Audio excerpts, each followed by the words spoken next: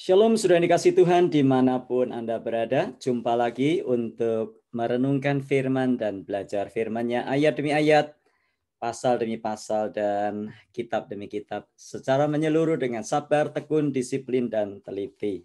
Hari ini kita akan membahas Matius pasal 13 ayat 33. Sebagaimana kita sudah bahas kemarin ayat 31 dan 32. Demikianlah ayat 33, Matius 13. Dan ia menceritakan perumpamaan ini juga kepada mereka. Hal kerajaan sorga itu seumpama ragi yang diambil seorang perempuan dan diadukkan ke dalam tepung terigu 3 sukat sampai khamir seluruhnya. Nah, kemarin kita sudah belajar tentang kerajaan Allah atau kerajaan sorga. Saya sudah jelaskan kemarin kata kerajaan sorga dalam arti dalam perikop ini seringkali juga dipakai untuk menjelaskan tentang kerajaan Allah. Jadi di ayat yang ke-30, 31 dan 32 kita sudah belajar bahwa kerajaan Allah diumpamakan seperti biji sesawi yang permulaannya sangat kecil namun kemudian berkembang menjadi besar sehingga burung-burung datang dan bersarang.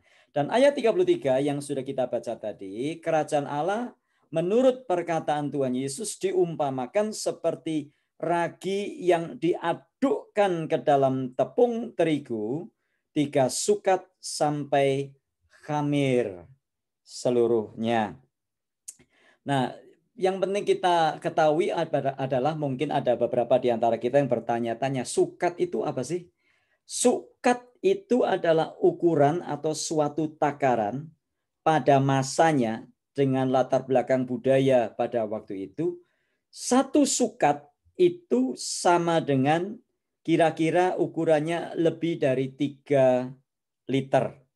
Jadi kalau 3 sukat itu kalau diperhitungkan jatuhnya kira-kira mungkin sekitar 12-13 liter. Jadi cukup besar untuk gandum atau untuk adonan yang besarnya atau banyaknya sebesar 3 sukat. Nah, dikatakan di situ kerajaan sorga seumpama ragi yang diambil seorang perempuan dan diadukkan ke dalam tepung terigu 3 sukat sampai khamir seluruhnya. Dalam hal ini kita tidak usah mencari-cari apa itu artinya perempuan. Ya, perempuan maksudnya dalam konteks budaya waktu itu adalah orang yang sedang memasak.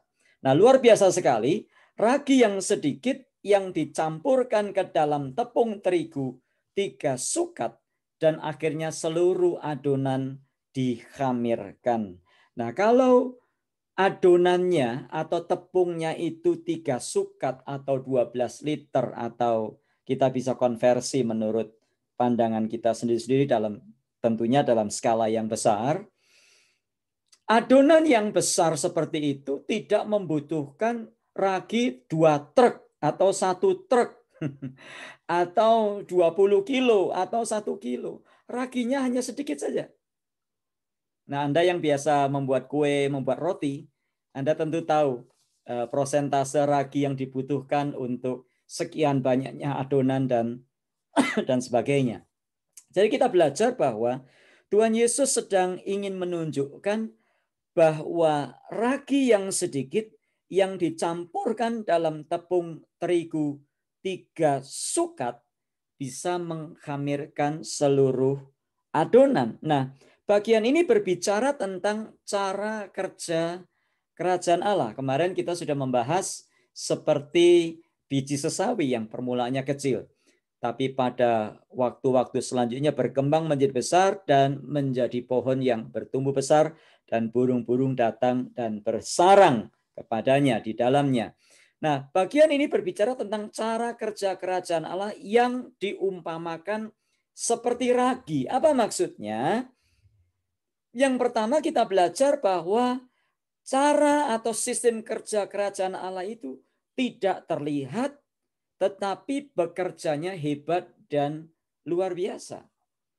Tidak ada pemaksaan, tidak ada ancaman-ancaman, tidak ada pakai kekerasan, tapi bekerja seperti tidak ada apa-apa, tetapi bekerja di dalam dan begitu luar biasa. Dan inilah prinsip atau cara kerja kerajaan Allah.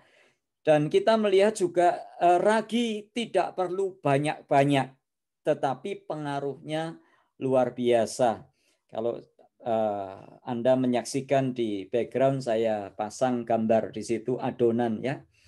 Mungkin ini kalau melihat modelnya ini adonannya adonan seperti bakpao. Tetapi inilah adonan sebelum diolah lebih dalam lagi untuk pembentukan atau untuk kegunaan selanjutnya. Kita melihat bahwa tidak perlu banyak-banyak ragi itu. Hanya sedikit, tetapi pengaruhnya luar biasa. Bisa khamir, bisa mengembang, dan luar biasa. Dan ragi ini juga jauh dari popularitas. Tetapi dampaknya luar biasa. Bahkan ragi itu, bahkan kita tidak mengenal mereknya apa. Jarang ada orang fokus selfie dengan ragi, tidak ada. Karena ragi itu barang yang seringkali disepelekan, barang yang mungkin harganya murah, barang yang sangat kecil, tetapi dampaknya kalau kita lihat luar biasa. Itulah kerajaan Allah. Pada waktu Injil diberitakan, dia bisa mengubah hati seseorang. Bukankah itu luar biasa? Tidak perlu banyak-banyak. Nah, berbeda dengan dunia, sistem yang dipakai dunia berbeda. Di dunia ini cara kerjanya sangat bertolak belakang. Orang berebut menjadi populer. Orang berusaha dengan segala cara untuk bisa jadi populer. Bisa jadi besar, bisa jadi terkenal. Bahkan orang-orang berebut untuk menjadi terbesar. Entah caranya cara-cara kotor, caranya cara-cara licik, caranya cara-cara yang tidak betul. Pokoknya saya jadi besar. Itulah dunia. Dunia ingin tampil, dunia ingin dilihat, dunia ingin menonjol. Sedangkan cara kerja kerajaan Allah nggak seperti itu. Dan kalau kita perhatikan baik-baik di Alkitab, pengajaran yang disampaikan Tuhan Yesus, cara kerja dan sistem yang berlaku di dalam kerajaannya sangat berbeda. Misalnya, di dalam dunia kita mengenal kalau kamu ditonjok, tonjok ganti. Ya, balas dendam. Tetapi firman Allah berkata, jika engkau ditampar pipi kananmu, berikanlah juga pipi kirimu. Dan banyak orang tidak bisa menerima hal ini. Ya, bahkan firman Tuhan berkata, ampunilah musuhmu dan berdoalah bagi mereka yang menganiaya kamu. Mana mungkin? Nah, tapi sekarang kalau kita melihat sistem yang diajarkan Tuhan Yesus ini sangat berbeda. Misalnya, Matius 20 ayat 26. Barang siapa ingin menjadi besar di antara kamu, hendaklah ia menjadi pelayanmu. Ada yang mau jadi pelayannya? Enggak banyak yang mau. Semua orang ingin besar. Baru lulus seminari saja kepingin langsung besar. Tidak banyak yang mau jadi pelayan. Baru dipakai Tuhan sedikit sudah mau besar. Baru bisa main musik sedikit sudah mau besar. Tuntutannya macam-macam. Tuntutannya mintanya luar biasa. Tapi kita lihat di sini, Yesus berkata, barang siapa ingin menjadi besar di antara kamu, hendaklah ia menjadi pelayanmu. Matius 20 ayat 27. Dan barang siapa ingin menjadi terkemuka di antara kamu, hendaklah ia menjadi hambamu. Mana ada yang seperti ini? Zaman sekarang nggak ada yang seperti itu. Bahkan namanya saja hamba Tuhan, tetapi maunya dilayani. Diundang khotbah pun pakai tarif-tarif. Ada yang tarifnya 12 juta sekali datang. Kalau tidak 12 juta nggak mau. Dan harus disediakan tiket pesawat plus dijemputnya pakai Toyota Alphard. Kalau nggak mau. Nah, ini bukan mentalitas seorang hamba, bukan hamba Tuhan. Ini bisnismen, pengusaha. Dan inilah pola dan cara hidup yang bahkan mulai masuk di kalangan gereja-gereja Tuhan. Nah, kita harus hati-hati di sini. Yesus saja memberi teladan yang baik. Suatu hari Yesus membasuh kaki murid-muridnya. Yang luar biasa. Satu tontonan, satu teladan, satu pelajaran yang amat dalam. Yang seringkali tidak bisa kita amati dan kita tidak lihat di hari-hari ini. Ya, pelajaran yang kita ambil, kita tidak perlu mengikuti pola-pola dunia yang sudah rusak ini. Semuanya kepengen kelihatan mewah, kelihatan top, kelihatan hebat, kelihatan besar.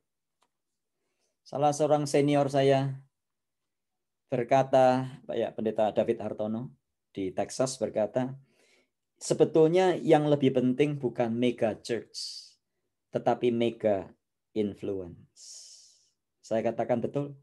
Bukan gereja yang super besar, tetapi pengaruh yang maha dahsyat. Nah, Anda dan saya mungkin bukan siapa-siapa di hadapan manusia. Jangan kecil hati, saudara. Mungkin kita tidak dikenal seperti orang-orang top, seperti orang-orang yang keluar masuk TV, tampil di YouTube, tampil di sosial media. Mungkin kita tidak mengenal dan kita tidak dikenal. Jangan kecil hati. Yang penting kita berdampak, mengambil bagian dalam pekerjaan yang ditugaskan kepada kita di dalam rangka pekerjaan di dalam kerajaan Allah itu sendiri. Nah, kita perlu bertanya, sudahkah kita ambil bagian? Jangan kita cuma cuap-cuap di luar, kita cuma gembar-gembor, kita cuma komentar, kita jadi penonton, komentator, tidak mau ambil bagian. Ambil bagian dalam kerajaan Allah. Apapun yang kita bisa lakukan, yang penting kita melakukan dengan hati yang tulus dan murni, dengan motivasi yang kudus. Anda sudah melakukan bagian kita. Walaupun tidak populer, walaupun kecil, tidak terkenal, namanya mungkin tidak pernah tampil di warta gereja. Anda mungkin tidak pernah tampil di panggung-panggung gereja. Tidak semua harus tampil di permukaan, bukan? Nah, orang beramai-ramai, semuanya kepingin tampil jadi singer, jadi worship leader, jadi pemain musik, jadi apa saja pokoknya yang bisa tampil di depan, tampil di permukaan. Tidak semua harus tampil di panggung. Manusia melihat apa yang nampak di depan mata, tetapi Tuhan melihat hati. Pesan saya dari renungan kita hari ini ayat 33. Lakukanlah yang terbaik sesuai bagian kita, seperti ragi yang tidak terlihat, namun berdampak besar dan luas. Jangan pernah merasa tidak berguna, hanya karena yang dapat kita lakukan mungkin tidak seperti orang-orang top di luar sana. Orang-orang besar, orang-orang hebat. Tuhan mengasihi Anda dan saya. Mari lakukan yang terbaik. Walau kita mungkin tidak populer dan tidak menjadi terkenal atau tidak harus menjadi besar. Tetapi jadilah seperti ragi yang kecil, tidak berharga, tidak populer. Tapi daya dobraknya tinggi, dampaknya luar biasa, pengaruhnya tidak bisa diragukan lagi. Mari kita berdoa. Terima kasih Tuhan untuk pengajaran yang indah, ragi yang sangat sederhana, tetapi mengkhamirkan seluruh adonan. Tuhan, tolong kami untuk kami dimampukan mengambil bagian di dalam kerajaan-Mu, melakukan hal-hal yang harus kami lakukan, melakukan yang terbaik untuk mengkhamirkan seluruh adonan, untuk mempengaruhi dunia ini, membawa pengaruh yang luar biasa kepada dunia, sehingga dunia melihat Kristus dalam hidup kami, dan dunia bertobat mengikut Yesus. Terima kasih Bapa, dalam Tuhan Yesus kami berdoa, bersyukur untuk firman-Mu hari ini. Amin. Tuhan memberkati kita sekalian dan sampai jumpa esok di dalam tayangan Matius 13 ayat-ayat selanjutnya.